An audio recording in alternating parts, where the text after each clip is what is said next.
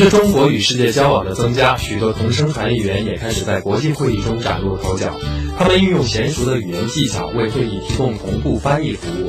你知道这些同声传译员是怎么工作的？在节目中，我们邀请了翻译专家为您一一作答。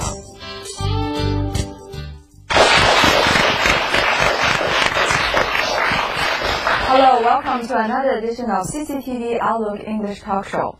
With China becoming more open to the outside world, there's an increasing demand for translators and interpreters in this country. Some even say when China joins the WTO, this profession will become one of the most popular among the Chinese young people. So in this edition of our program, I have invited some members of these interpreters and translators to come over to our show, and let's hear more about their profession. First of all, I'd like to introduce my guest today, David Lee. He is a well-seasoned interpreter. Thank you. Welcome to our program, David. And Philip Brock. He is the general manager of European Union Chamber of Commerce in China. Welcome. Well, as I just said, it's a very promising profession, it seems, interpretation. Yes, simultaneous interpretation especially. Yes, indeed. I think so.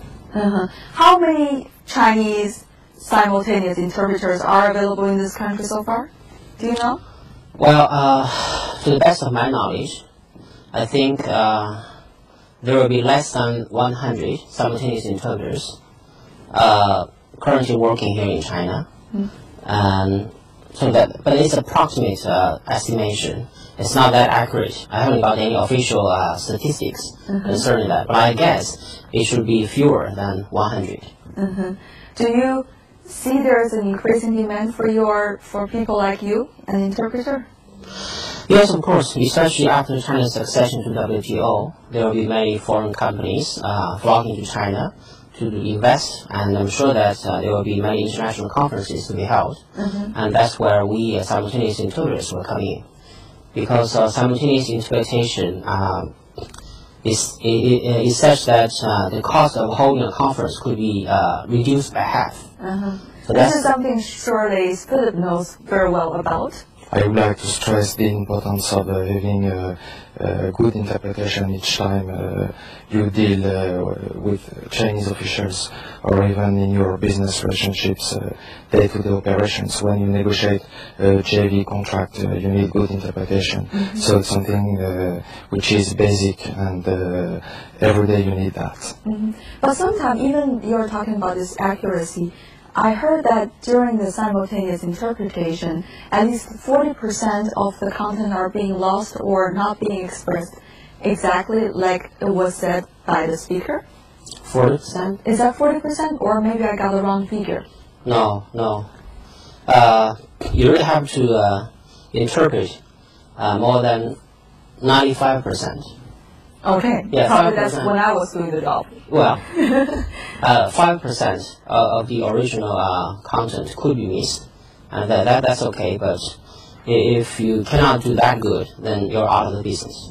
So I also heard from my producer of this show that you're working for a good future and also for good financial income as well, because this is you're working like a hot cake here.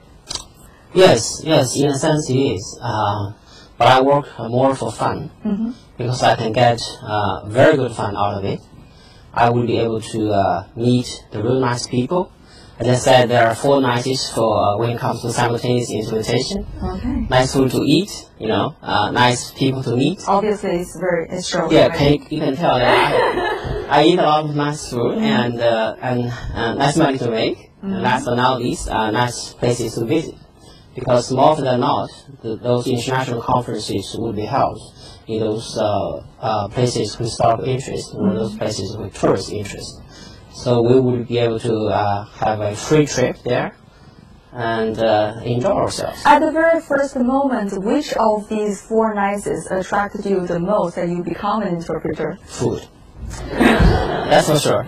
But certainly it's not that easy to enjoy these 4 nices. I know interpreters need to grasp a lot of knowledge, not only about the language, but also some other skills as well. Right, absolutely.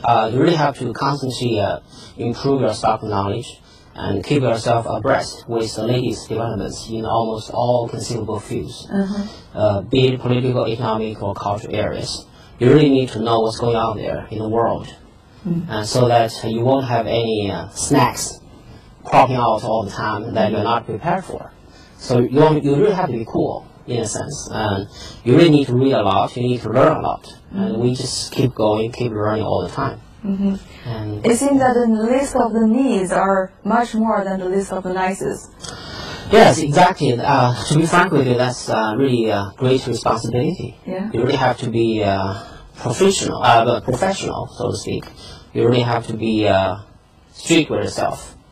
You can't eat real nice food unless you have a good understanding of a given conference.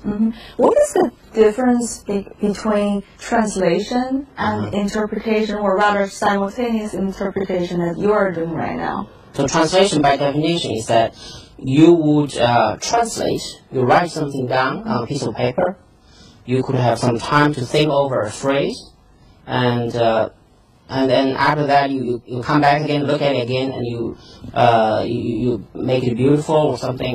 So that's what we call translation. And interpretation is rather different. There are two categories of interpretation, oral interpretation, namely consecutive interpretation and simultaneous interpretation. Which you are doing. Yes, and I can do consecutive interpretation as well. So maybe you have watched a press conference on TV given by Premier Zhu Rongji, and you see there's an interpreter sitting next to him, and when the Premier is speaking, the interpreter will be busy taking notes. And note-taking is extremely useful. But when it comes to simultaneous interpretation, we don't do that much note-taking. We will just write down those data or those figures that we hear. But more often than not, we just translate orally without taking notes. That's interesting, isn't it? If I'm talking right now, do you do it automatically? Do you try to put it into Chinese while I'm talking to Philip right